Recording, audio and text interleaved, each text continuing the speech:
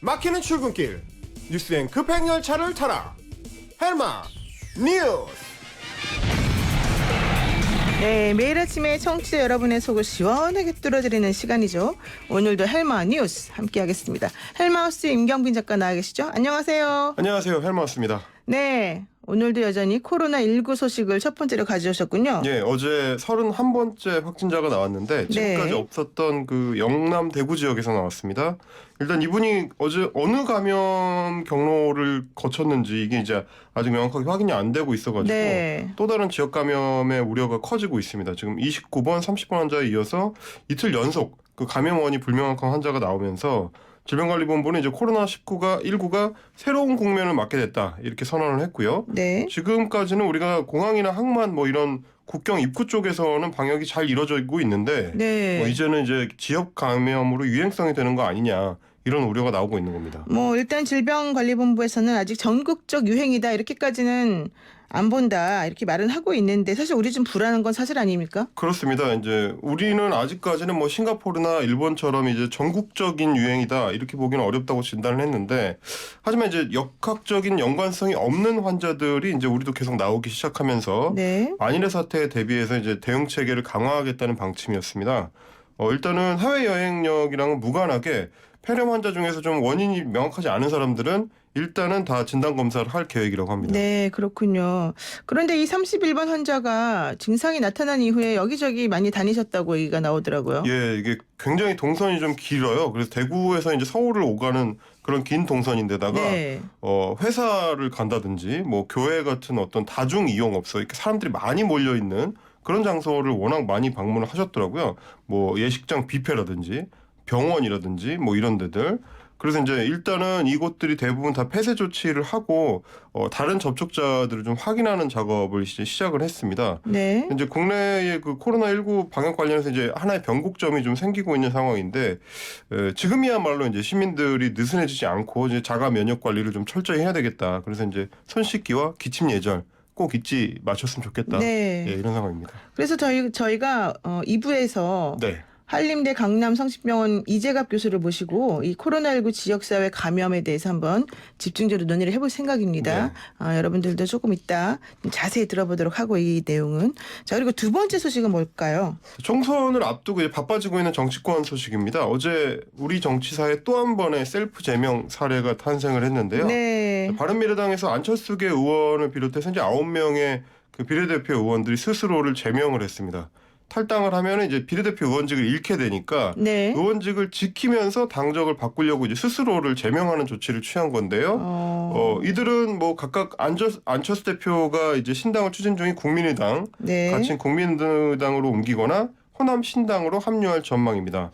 안철수계 의원들은 예전에 이제 국민의당에 원래 있다가 바른정당이랑 합당을 하면서 바른미래당으로 옮겨온 건데 네. 이번에 다시 국민의당으로 이제 돌아가는 셈이 됐습니다. 어떻게 보면 좀 웃지 못할 코미디적인 상황. 네. 그런데 뭐 손학규 대표는 단호하더라고요. 셀프 제명은 안 된다. 불허하고 네. 만약에 이런 식이라면 탈당을 하거나 이래야 된다. 난 제명을 절대 안 시킨다. 네. 얘기하고 있지 않습니까? 어제 그래서 이제 선관위에 유권 해석을 요청을 했는데 이게 이제 제명을 하려면 징계 과정을 거치도록 당원 당규에 돼 있는데 그걸 그냥 의원총회만으로 이제 가름을 했다. 이 네. 과정을 안 거친 거다. 이제 이러면서 이거는 불법이다. 이렇게 지금 요청을 한 상태고요. 네. 일단 지켜보긴 해야 되는데 비례대표 4명이랑 지역구 4명이 지금 바른미래당에 남아 있는데 이들도 곧 셀프 제명을 하거나 이제 탈당을 해서 다 이제 국민의당이나 호남신당으로 옮겨갈 그런 전망입니다. 그럼 바른미래당은 의원이 한 명도 없겠네요. 그렇습니다. 의원이 한 명도 없고 이제 손학규 대표가 나홀로 이제 당을 지키게 되는데 뭐 어떻게 보면 이제 빈껍데기 원외 정당이 되는 셈이기 때문에 이게 좀 굉장히 좀 곤란한 바른미래당은 2년 만에 사실상 공중분해가 되는 그런 과정을 거치게 그래도 됐습니다. 그 당에는 돈이 엄청 많다던데 그렇죠. 그 돈은 어떻게 되는 걸까요? 이제 뭐 이번 총선에 대비해가지고 새로 또 영입들을 하면 될 테니까 뭐 이제 당이 아예 없어지는 건 아니니까요. 지켜보긴 해야 되는데. 네. 어쨌든 이런 식의 이제 셀프 제명이라는 게 최근 들어와서는 우리 정치권에서 마치 이제 당연한 일인 것처럼 뭐 네. 자연스러운 일인 것처럼 자주 이루어지고 있는데 당연히 자연스러운 일은 아니고요. 네. 이게 이제 원래 제명이라는 거는 정당에서 당원한테 내릴 수 있는 최고 수위의 징계입니다. 그렇죠. 예전에 뭐 중세 시대로 치면 이제 교황이 파면이다. 이런 거랑 사실 똑같은 거라서 어떻게 보면 좀 수치스러운 일이고 정당인으로서는 정치 생명이 사실 끝날 수도 있는 일인데 네. 이게 이제 통합진보당 사태 때 그 진보정의당으로 옮겨가면서 이제 셀프 제명을 처음 했던 이래로 요즘은 너무 자주 일어나는 일인 것 같아가지고 그러니까요. 우리들 예. 보기에도 조금 그렇죠. 예, 이게 어떻게 보면은 정당 정치를 무력화시키고 의회 정치를 일종의 이제 코미디적인 상황으로 몰고 가는 그런 문제가 되는 것 같습니다. 정치를 좀 대국적으로 하셔야 될 텐데 자꾸 이제 네. 꼼수로 하시려고 하면 좀 네, 안타깝습니다. 그렇군요. 지금 또 뭐 그런 거 하면은 민주평화당 그리고 대한신당 그리고 바른미래당이 합쳐서 민주통합당을 만들려고 했던 시도가 또 선관위에서 일단 브레이크가 걸렸나 봐요. 그 예. 이름은 못 쓰게 되지 않았어요? 비슷한 이름이 있으니까 이제 쓸 수 없다 네, 이렇게 나온. 통합민주당이라는 게 있다고 네. 그러더라고요. 네. 그러다 보니까 지금 선관위에서 이번 어떤 총선을 앞두고 특히 이제 정당 명칭으로 태클을 거는 게 너무 많지 않냐 이제 이런 좀 불만 섞인 목소리도 나오고 있습니다. 근데 민주통합당하고 통합민주당 그럼 좀 헷갈릴 수 있는 거는 그렇죠. 맞는 것 네. 같아요. 그러니까 의원들이 생각하는 이름이라는 게 당의 이름이 네. 그렇게 폭이 넓지 않은가 보다 이런 생각을 제가 했습니다. 자, 세 번째 소식은 뭡니까? 자, 엊그제 이제 보수 통합을 이룬다면서 이제 출범식을 가졌던 미래통합당 곧바로 공천 자금이 나오기 시작했습니다. 이 어제 그 총선을 앞두고 제가 이제 공천 갈등이 굉장히 중요한 시험대가 될 거다 네. 이렇게 얘기를 했었는데 생각보다 시험 기간이 좀 빨리 찾아왔다. 사실 그 얘기는 우리 헬마만 하신 게 아니고 그렇죠. 많은 분들이 하셨죠. 이게 중간고사가 코앞이다 보니까 네, 네. 다들 지금 서두르고 있는 것 같은 네, 모양새입니다. 맞습니다. 네. 네, 김영호 공관위원장이 이제 어제 이현주 의원에 대해서 부산에 전략 공천을 할 수도 있다. 이제 이런 뉘앙스의 발언을 하면서 김무성 의원이 제동을 걸고 나선 모양새입니다. 그렇군요. 뭐 어떻게 지금 제동을 걸었다는 거예요? 김무성 의원의 지역구가 지금 부산의 중구 영도구 지역구인데 네. 지난해에 이제 김무성 의원이 총선 불출마를 선언한 이후에 이제 이현주 의원이 이 지역에 상당히 공을 들이고 있다. 네. 이거는 뭐 널리 알려진 사실이죠. 근데 이제 이 의원 입장에서는 자기가 오랫동안 이제 텃밭을 갈아왔던 그 지역구인데 김무성 의원 입장에서는 네. 근데 이제 갑자기 밖에서 이제 굴러온 돌이 튀어나온 셈이 됐습니다. 그래서 이제 좀 달갑지 않을 수도 있고요. 김무성 의원의 이제 보좌관 출신인 강성훈 예비후보 같은 분들이 이미 지역구 활동을 하고 있기 때문에 그래서 이제 약간 제동을 거는 게 이제 모양새가 됐습니다. 네.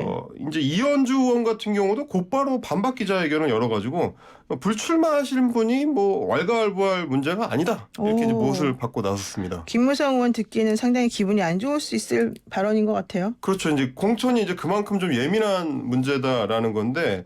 김무성 의원은 어저께 이제 또 하나 좀 주목할 만한 대목이 네. 불출마 약속을 지키고 싶다라고 말을 하면서도 동시에 당이 필요하다면 어떤 험지라도 나가라면 나가겠다. 네. 갑자기 누가 시키지도 않았는데 갑자기 이런 말씀을 하셔가지고 네. 호남이든 서울 강북이든 어디든 좋다 이런 입장을 밝혔는데 본인 이제 총선 불출마를 하긴 했는데 당을 위해서 약간 희생하는 모양새를 갖추면서 대권까지 가는 길을 이런 큰 그림을 완전히 접은 건 아니다. 이제 이런 그 모양새입니다. 네. 아무래도 이제 최근에 미래통합당이 이제 지지율이 많이 올라가면서 네. 대권 주자들도 생각들이 좀 각자 달라지는 거 아니냐. 그렇죠. 이런 모습입니다. 근데 뭐 어차피 이제 미래통합당으로 지금 출범식은 했는데 또 그 과정에서도 좀 잡음이 있는 것 같아요. 뭐 정병국 의원 같은 분은 왜 우리가 한국당 의원들에게 인사하는 모양새로 이런 식의 식을 치르느냐 뭐 이렇게 좀 얘기했다는데. 그렇죠. 이게 마치 그 흡수 통합이 돼서 네. 처음 온 사람들이 잘 부탁드립니다라는 것 같은 그런 모양새가 되는 게 조금 모양새상으로는 네. 당대당 통합이 안 되는 모양새가 될 수 있으니까 네. 이제 그런 얘기가 나오는 거죠. 그러다 보니까 이제 공천 문제도 있고 이런저런 불똥들이 여기저기서 튀어나오는 것 같아요. 그렇죠. 자, 그리고 네 번째 소식은 뭡니까? 자, 최근에 우리 사회의 그 화두 중에 하나가 이제 공정성과 관련된 문제인데요. 이제 새치기를 하면 안 된다 네. 이런 얘기인데 그거를 정면으로 거스르는 이슈가 있어서 이제 가져와 봤습니다.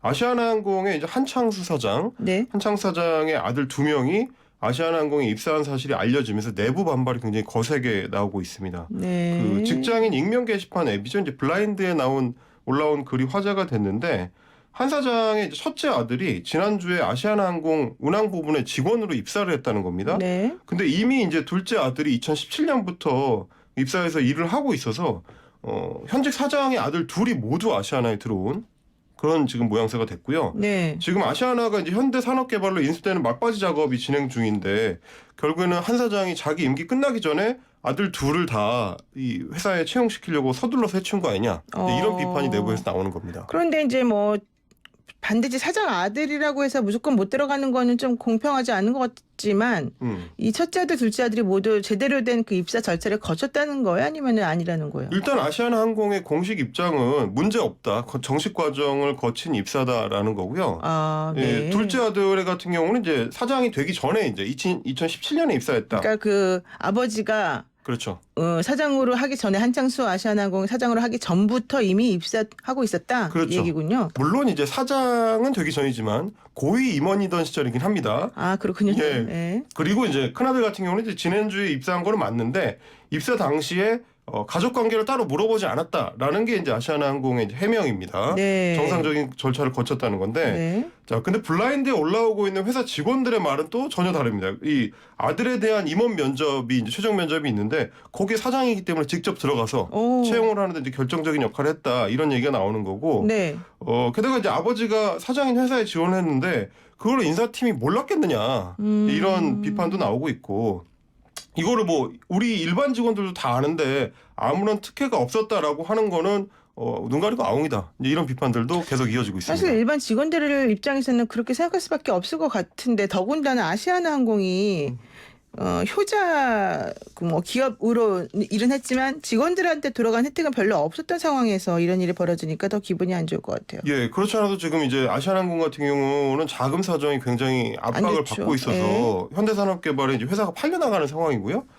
최근에는 이제 코로나19 사태 등으로 인해서 이제 계속 실적이 악화되는 와중에 있습니다. 작년에도 이제 적자 전환이 된 상황이고 올해도 계속 이제 실적이 악화될 걸로 예상이 되고 있는 상황이라서 네. 그 다른 직원들 입장에서는 우리 살기도 지금 힘든데 사장이 혹시 자기 그 가족들 챙기는 거 아니냐? 네. 이게 이제 정상적인 입사 절차를 우회해가지고 어떤 특혜를 준 거 아니냐? 이제 이런 의문을 좀 가질 수밖에 없는 상황이고 소위 이제 아빠 찬스라고 하죠. 이제 네. 우리 사회에서 이 문제에 굉장히 예민한 그런 상황이기 때문에 자칫하면 회사의 어떤 위신을 깎아먹을 수 있는 그런 부분에 대해서 이제 책임 있는 자리에 있는 사람이라면 고민을 해봐야 될 것 같습니다.